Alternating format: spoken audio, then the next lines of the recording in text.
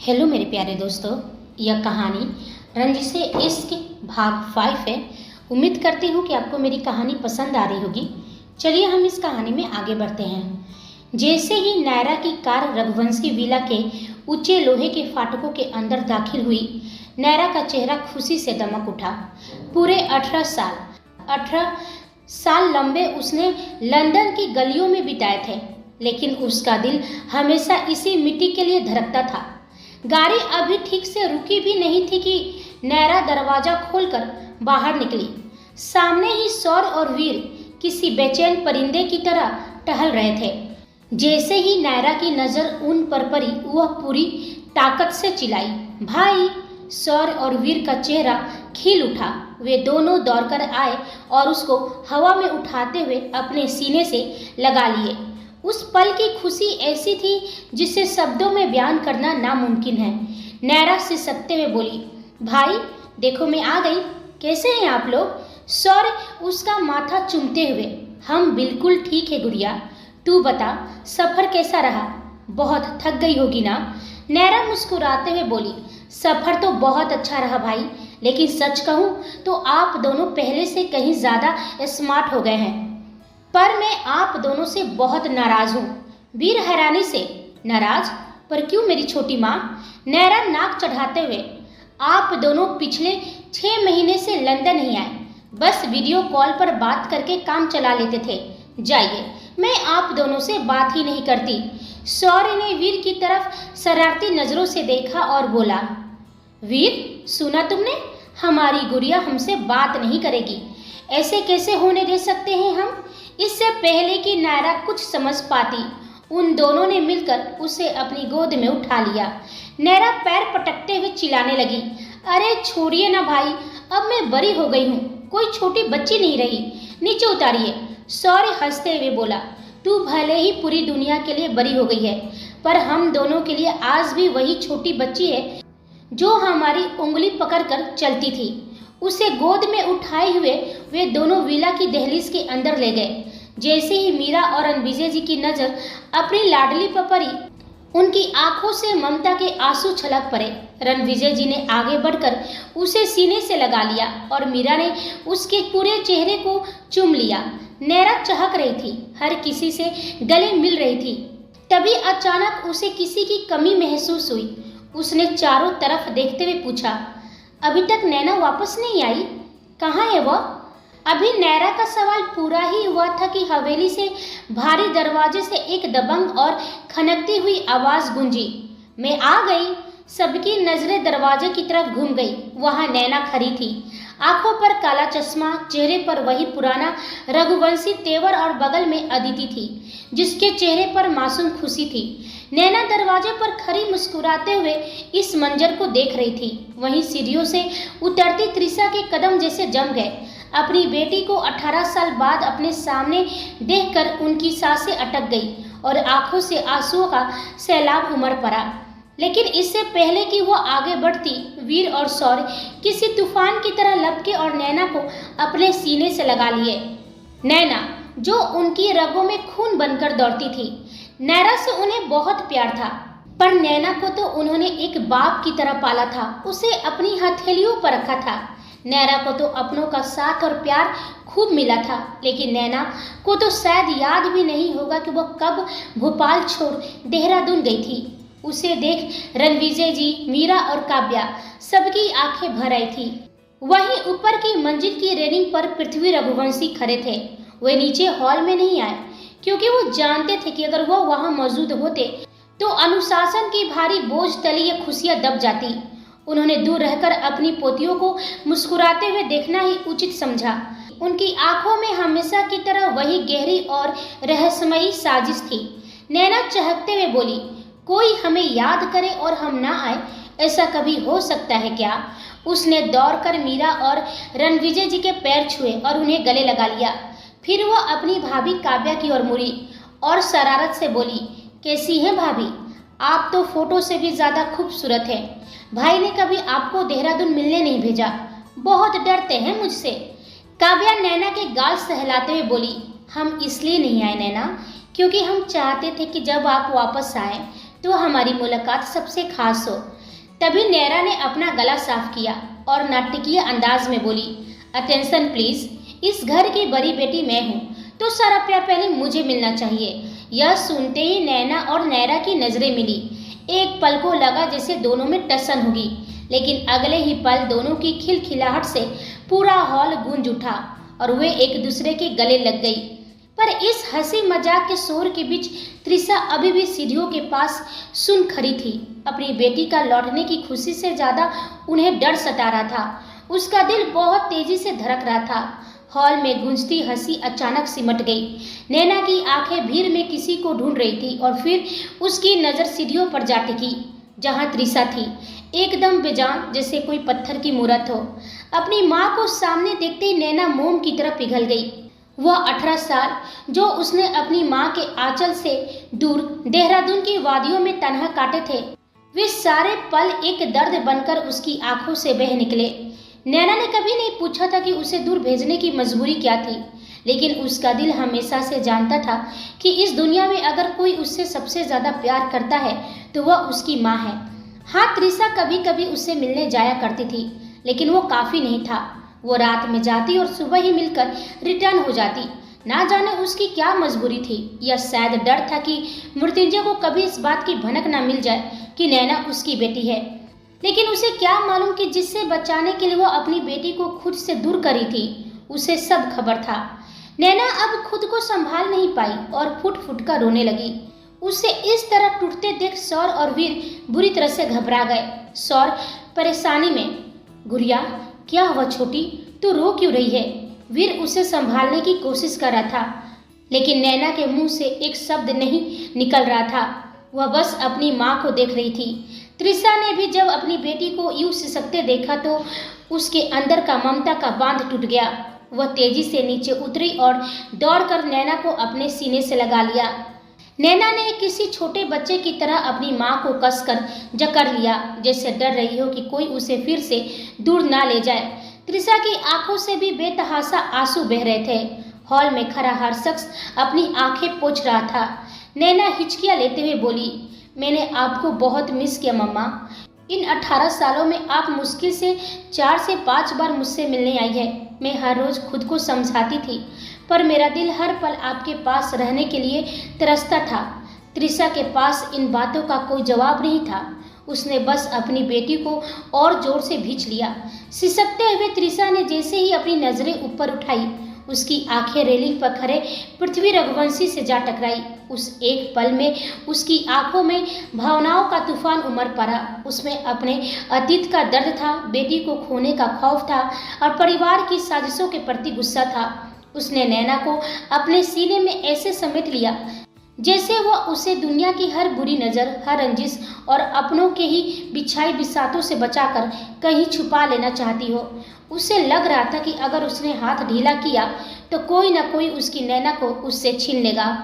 वहीं अदिति भी अपनी माँ सरला जी के गले लग रही थी। सरला जी रघुवंशी खानदान की सिर्फ एक वफादार कर्मचारी नहीं, बल्कि उस घर की बुनियाद जैसी थी। उनके लिए नैना और अदिति में कभी कोई फर्क नहीं रहा। अदिति की आंखों में आंसू थे, सरला जी का चेहरा भी भींगा हुआ था। आखिर 18 साल का वनवास उनके लिए भी छोटा नहीं था। अगर नैना अपनी माँ के आंचल के लिए तरसती थी तो अदिति भी अपनी माँ की ममता से दूर ही रही थी। सरला जी ने कांपते हाथों से अदिति का चेहरा थाम लिया और भराई आवाज में पूछी, कैसी है मेरी बच्ची? अदिति ने अपनी माँ के हाथों को चूमते हुए मुस्कुराकर कहा, मैं आपके सामने खड़ी हूँ माँ। फिर भी पूछ रही हैं, बल्कि मुझे पूछना चाहिए कि आप कैसी हैं? आपने अपना ख्याल रखा या नहीं? यह सुनते ही सरला जी ने उसे फिर से सीने से लगा लिया। तभी सौर और वीर उनके पास आए। अदिति अपनी माँ की बाहों से अलग हुई और दोनों भाइयों की ओर देखा। कैसे हो भाई? सौर ने बड़े प्यार से अदिति के सिर पर हाथ रखा और कहा, हम बिल्कुल ठीक है, पर तू बता, तू ठीक है ना? रास्ते में कोई परेशानी तो नहीं हुई? अदिति शरारत से मुस्कुराते हुए बोली, जिसके पास आप दोनों जैसे भाई हो, भला उस बहन को क्या परेशानी हो सकती है? वीर और सौर उसे अपनी सगी बहन की तरह ही प्यार करते थे। दोनों ने गर्व और ममता के साथ उसके सिर पर हाथ रखा। सौर भावुक होकर बोला, थैंक यू अदिति, आज अगर हमारी नैना हमारे पास वापस आई है और सुरक्षित है तो उसकी सबसे बड़ी वजह तुम हो। तुमने अपनी पूरी जिंदगी उसके नाम कर दी। इसके लिए हम सब तुम्हारे शुक्रगुजार रहेंगे। अदिति बस हल्के से मुस्कुरा दी। उसकी मुस्कान में वह संतोष था जो सिर्फ एक सच्चे साथी के चेहरे पर होता है। उस वक्त रघुवंशी विला के हर कोने में सिर्फ खुशियां ही खुशियां बिखरी थी। हर चेहरा दमक रहा था और घर की दीवारों में अरसे बाद खिलखिलाहटें गूंज रही थी। इधर रघुवंशी विला खुशियों से सराबोर था तो दूसरी तरफ शहर के सबसे ऊंचे टावर के टॉप फ्लोर पर बने ऑफिस में सन्नाटा पसरा था। मृत्युंजय रनावत अपने केबिन की विशाल कांच की दीवार के पास खड़ा बाहर फैले भोपाल शहर को देख रहा था। उसके दोनों हाथ कोट के जेब में थे। चेहरे पर एक ऐसी बर्फीली चमक थी जो किसी बड़े तूफान के आने का संकेत दे रही थी। उसने अपनी नजरें शहर की रोशनी पर टिकाई और बेहद धीमी लगभग फुसफुसाती आवाज में कहा, वेलकम बैक नैना रघुवंशी। भोपाल की इस सरजमी पर तुम्हारा स्वागत है। उसके होठों पर एक क्रूर मुस्कान उभरी। उसने आगे कहा, मना लो, जितनी खुशियां मनानी है मना लो, क्योंकि इन चंद दिनों के बाद तुम्हें इस एमजे के बनाए पिंजरे में कैद होना है। मेरी बिछाई हुई नफरत की हर विसात पर मोहरा भी तुम्हें ही बनना है। जब तक इन रघुवंशियों का गुरूर टूटकर मेरे पैरों की धूल नहीं चाटेगा, यह मृत्युंजय रनावत चैन की सांस नहीं लेगा। उसने कांच पर अपनी मुट्ठी कसी और उसकी आवाज में एक खौफनाक खनक पैदा हुई। बहुत जल्द हमारी मुलाकात होगी नैना, और याद रखना वह मुलाकात आम नहीं कयामत की रात होगी, क्योंकि जहां मृत्युंजय रनावत कदम रखता है, अगर वहां कयामत ना आए तो फिर वह मंजर अधूरा रह जाता है। यह कहते ही केबिन के दीवारों में उसकी एक खतरनाक और गूंजती हुई हंसी फैल गई। वहीं दूसरी ओर रनावत मेंशन के आलीशान हॉल के बीचों बीच मोना बैठी हुई थी। गौरी जी, मेघा और सुलक्षणा जी उसे अजीब नजरों से घूर रही थी। मोना का पहनावा उन सबके लिए किसी झटके से कम नहीं था। उसकी ड्रेस जितनी मॉडर्न थी उतनी ही इस पारंपरिक परिवार के लिए चौंकाने वाली भी। सुलक्षणा जी ने धीरे से गौरी जी के कान के पास जाकर बुदबुदाई, क्या हमारे मृत्युंजय की पसंद वाकई ऐसी हो सकती है? मुझे तो विश्वास ही नहीं हो रहा है कि उसे कोई लड़की भी पसंद आ सकती है, और वो भी ऐसी। तभी मेघा ने धीरे से टोकते हुए कहा, दादी आप कपड़े क्यों देख रही हैं? चेहरा देखिए कितनी खूबसूरत है, और इतनी खूबसूरत लड़की को भला हमारा एमजी क्यों मना करेंगे? माना कि उनका दिल पत्थर का है, पर ऐसा तो नहीं कि वो धड़क नहीं सकता। मोना उन तीनों की लगातार घूरती नजरों से बुरी तरह फ्रस्ट्रेट हो रही थी। उसने मन ही मन खुद को कोसा, क्या नमूना परिवार है। डैड ने भी कहाँ फंसा दिया मुझे। जाओ और उसके परिवार को समझो, तभी एमजे के दिल में जगह बना पाओगी। क्या एमजे के लिए इन सबको भी झेलना पड़ेगा? बस एक बार हमारी शादी हो जाए, फिर इन सब आफतों से आज़ाद हो जाऊंगी। अपने मन के गुस्से को दबाकर उसने एक बनावटी मुस्कान चेहरे पर उड़ी और बोली, आप तीनों मुझे ऐसे क्यों घूर रही हैं? बैठिए ना, हम आराम से बात कर सकते हैं। यह सुनते ही सुलक्षणा जी, गौरी जी और मेघा उसके आसपास बैठ गई। मेघा तो अपनी उत्सुकता रोक ही नहीं पाई। उसने सवालों की झड़ी लगा दी। ये बताओ मोना, तुम्हारा और एमजे का मिलना कब हुआ, कैसे हुआ, कहाँ हुआ? मोना इन सवालों से अंदर ही अंदर उबल रही थी, पर चेहरे पर वही फेक मुस्कान बनाए रखी। उसने चालाकी से जवाब दिया, आप ये सारे सवाल एमजे से ही पूछ लीजिएगा, वही बेहतर बता पाएंगे। मोना अपनी बात पूरी कर ही पाती तभी घर के बड़े दरवाजे से तेज और भारी कदमों की आवाज आने लगी। जैसे ही मृत्युंजय हॉल में दाखिल हुआ, मोना के चेहरे पर एक चमक आ गई। वो झट से सोफे से उठी और दौड़कर उसके सीने से लग जाना चाहती थी, लेकिन अगले ही पल मृत्युंजय की सर्द आंखें और सख्त चेहरे को देखकर उसके कदम वहीं जम गए। वो अच्छी तरह से जानती थी कि मृत्युंजय को यह बिल्कुल पसंद नहीं कि कोई उसे छुए।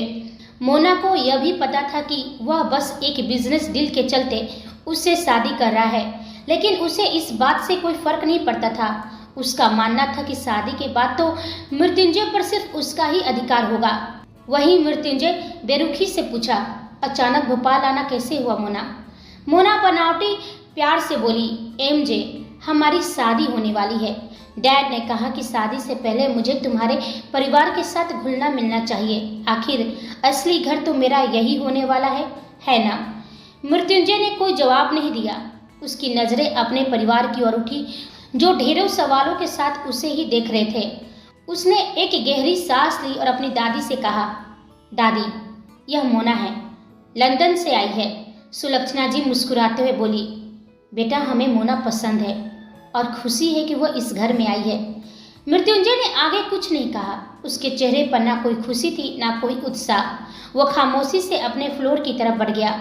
मोना उसे ऊपर जाते हुए देखती रह गई। उसका मुंह पूरी तरह से बन गया था। सोमवार, आखिरकार वह दिन आ ही गया जिसका पूरे भोपाल को इंतजार था। आज का दिन कैलेंडर की कोई मामूली तारीख नहीं थी, बल्कि यह इतिहास लिखे जाने का दिन था। आज 20 साल बाद पृथ्वी रघुवंशी और मृत्युंजय रनावत एक दूसरे के आमने सामने होने वाले थे। कलेक्टर ऑफिस का परिसर किसी किले में तब्दील हो चुका था। अचानक दोनों दिशाओं से लग्जरी गाड़ियों का काफिला आकर रुका। आज टेंडर भरने की अंतिम तिथि थी। एक ऐसा टेंडर जो न केवल भारत बल्कि पूरी दुनिया के बिजनेस मैप पर एक नए किंग को जन्म देने वाला था। एक तरफ काली चमचमाती कारों से पृथ्वी रघुवंशी उतरे। उनके चेहरे पर वही पुराना अहंकार और रसूख था। उनके साथ सौर और वीर भी थे। इन 20 सालों में सौर और वीर ने सिर्फ मृत्युंजय का नाम ही सुना था, उसके काम करने का बेरहम तरीका देखा था, पर आज पहली बार वह उस तूफान से आंखें मिलाने वाले थे। ठीक उसी वक्त दूसरी ओर से सबसे आलीशान कार का दरवाजा खुला। पहले अगस्त्या बाहर निकला और फिर पूरे दबदबे के साथ कदम बाहर रखा मृत्युंजय रनावत। जैसे ही उसकी जमीन पर दस्तक हुई, वहां का माहौल एकदम सन हो गया था। हवा में घुली खामोशी और गहरी हो गई और तापमान जैसे कई डिग्री नीचे गिर गया। कलेक्टर ऑफिस के बाहर खड़ा हर शख्स पृथ्वी रघुवंशी के चेहरे और रुतबे से तो वाकिफ था, लेकिन मृत्युंजय रनावत का तो सिर्फ नाम ही गूंजा था। आज जब लोगों ने उस स्मार्ट और खौफनाक चेहरे को देखा तो सबकी निगाहें उस पर ठहर गई। मृत्युंजय ने अपनी आंखों पर चढ़ा चश्मा हटाया। उसकी बर्फ जैसी ठंडी आंखों ने सीधे पृथ्वी रघुवंशी की आंखों में झांका। 20 साल की नफरत, इंतकाम का जुनून और हार न मानने वाली जिद, सब कुछ उस एक नजर में कैद था। सौर और वीर अपने दादा के साथ खड़े थे, पर वो भी मृत्युंजय की पर्सनैलिटी के उस भारी दबाव को महसूस कर पा रहे थे। वो शख्स महज एक बिजनेसमैन नहीं लग रहा था, वह एक शिकारी लग रहा था जो अपना हक छीनने आया था। पृथ्वी रघुवंशी ने 20 साल बाद उस चेहरे को देखा था जिसे उन्होंने कभी मिट्टी में मिलाने की कोशिश की थी। वही मृत्युंजय की आंखों में वो आग थी जो इन 20 सालों में एक पल के लिए भी ठंडी नहीं हुई थी। उसने पृथ्वी रघुवंशी की हर हरकत, हर चाल और उनके हर काले कारोबार की खबर रखी थी, क्योंकि उसे मालूम था कि दुश्मन को हराने के लिए उसकी नब्ज पर हाथ रखना जरूरी है। और यहाँ पृथ्वी रघुवंशी मात खा गए थे। वह जिस 20 साल पहले एक बच्चे की पूरी जिंदगी तबाह कर दिए थे, उन्हें अंदाजा भी नहीं था कि वही बच्चा आज उनके साम्राज्य को भस्म करने लौटा है। दोनों की आंखों में अलग अलग जंग चल रही थी। मृत्युंजय की नजरें बर्फीली और स्थिर थी, जैसे वे पृथ्वी रघुवंशी के वजूद को चीर देना चाहती हो। वहीं पृथ्वी रघुवंशी की आंखों में हैरानी के साथ साथ भयंकर गुस्सा उबल रहा था। उन्हें वो ऑडिटोरियम याद आ रहा था जहां इस लड़के ने भरी महफिल में रघुवंशियों के रसूख की धज्जियां उड़ाई थी। वहीं सौर और वीर अपने दादा के पीछे एक ढाल की तरह खड़े थे, पर मृत्युंजय की ऑरा इतनी भारी थी कि वो चाह कर भी अपनी नफरत को शब्दों में नहीं बदल पा रहे थे। तभी पृथ्वी रघुवंशी सर्द लहजे में, सुना है कि वक्त के साथ इंसान की अकल ठिकाने आ जाती है, पर तुम्हें देखकर लगता है कि तुमने अपनी मौत से हाथ मिलाने का नया शौक पाला है, रनावत।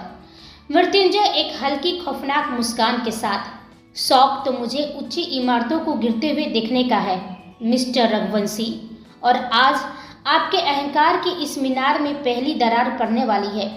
20 साल पहले आपने जिसे राख समझा था, जरा गौर से देखिए, आज वह 16 बनकर आपके सामने खड़ा है। यह सुनते ही सौर से रहा नहीं गया। उसने आगे बढ़कर गरजते हुए अपने एटीट्यूड में कहा, जबान संभाल कर बात करो मृत्युंजय रनावत, तुम नहीं जानते कि तुम किससे टकरा रहे हो। मृत्युंजय ने अपनी नजरें सौर पर टिकाई, पर उसका जवाब पृथ्वी रघुवंशी के लिए था। मैं बखूबी जानता हूँ कि मैं किससे टकरा रहा हूँ। मुझसे बेहतर इन्हें कौन जान सकता है। पर क्या ये जानते हैं कि इस बार इनका सामना किससे है? तभी वीर ने भी एक कदम आगे बढ़ाया और उसकी आंखों में आंखें डालकर बड़े अहंकार से कहा, मृत्युंजय रनावत, मानना पड़ेगा, दम तो है तुम में, वरना तुम जैसे कई आए और रघुवंशियों से टकराने का सपना लेकर लौट गए या फिर यहीं राख हो गए। पर याद रखना, बहुत जल्द तुम्हारा भी वही हाल होने वाला है जो यहाँ सर उठाने वालों का होता है। वीर के लहजे में रघुवंशियों का वही खानदानी घमंड और एटीट्यूड साफ झलक रहा था। यह सुनकर मृत्युंजय के चेहरे पर एक सातिर और ठंडी मुस्कान खिल गई। वो बड़े इत्मीनान से उसे ऊपर से नीचे तक देखा, फिर धीमी पर भारी आवाज में कहा, वीर रघुवंशी, पावर और पैसा तुम्हें विरासत में मिला है, जबकि मैंने पावर और पैसा संघर्ष से कमाया है। जरा सोचो, तुम्हें खैरात में मिली हुई चीजों पर इतना घमंड है तो फिर मेरा एटीट्यूड किस लेवल का होगा? क्योंकि मैं तो उस आग में तप कर निकला हूँ जहाँ तुम्हारे जैसे लोग पिघल जाते हैं। मृत्युंजय की बातों ने सौर और वीर के अहंकार पर गहरी चोट दी थी। वीर ने अपनी मुठिया भींच ली, पर मृत्युंजय टस से मस नहीं हुआ। उसने आगे कहा, रही बात इस टेंडर की, तो वह तो वक्त ही बताएगा कि कौन इतिहास रचेगा और किसका नाम हमेशा के लिए मिट जाएगा।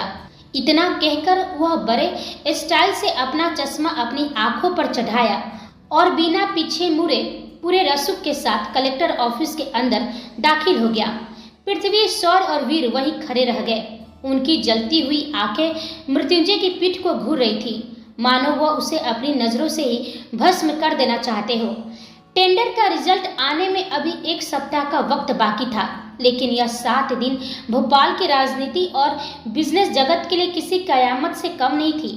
मृत्युंजय अपने केबिन की कांच की दीवार के पास खड़ा बाहर डूबते सूरज को देख रहा था। उसके शांत चेहरे के पीछे दिमाग के घोड़े तेज दौड़ रहे थे। तभी केबिन का दरवाजा तेजी से खुला और विपिन घबराहट में अंदर दाखिल हुआ। अगस्त्या, जो पास के ही सोफे पर बैठा था, उसकी हैरानी देखकर सतर्क हो गया। विपिन हाँफते हुए बोला, बॉस, एक बड़ी खबर है। खबर मिली है कि पृथ्वी रघुवंशी ने मंत्री कल्याण सिंह के साथ कोई गुपचुप डील की है। हम सब जानते हैं कि इस टेंडर के आखिरी सिग्नेचर कल्याण सिंह के ही होने वाले हैं। कल शाम कल्याण सिंह सब परिवार रघुवंशी विला में डिनर पर जा रहा है। पृथ्वी रघुवंशी बहुत शांत और इत्मीनान में है। बॉस, जरूर कुछ बड़ा पक रहा है। विपिन की बात सुनकर मृत्युंजय की आंखें और भी गहरी और ठंडी हो गई, लेकिन उसके चेहरे पर कोई सिकन तक नहीं आई। वह किसी पत्थर की मूर्त की तरह स्थिर खड़ा रहा। वहीं अगस्त्या उलझन में, आखिर पृथ्वी रघुवंशी करना क्या चाहता है? क्या वो सीधे सीधे रिश्वत दे रहा है? विपिन बोला, सॉरी सर, मैंने बहुत कोशिश की, लेकिन रघुवंशी विला के अंदर की खबर नहीं मिल पाई है। सुरक्षा बहुत कड़ी है, पर यह बात पक्की है कि कल्याण सिंह कल रात अपनी पूरी फैमिली के साथ वहां जा रहा है। यह सिर्फ डिनर नहीं, कोई गठबंधन हो सकता है। मृत्युंजय धीरे से मुड़ा। उसने बस 2 शब्द कहे, जिसने पूरे कमरे के तापमान को गिरा दिया, चलने दो। विपिन और अगस्त्या ने हैरानी से उसे देखा। मृत्युंजय ने फिर एक बार कहा, उसे वो चाल चलने दो जो वो चल रहा है। सामने वाले दुश्मन को लगना चाहिए कि हम बेखबर है, तभी तो वार करने का दुगना मजा आएगा। जब उसे लगेगा कि वह जीत चुका है, ठीक उसी पल में उसका भ्रम तोड़ दूंगा।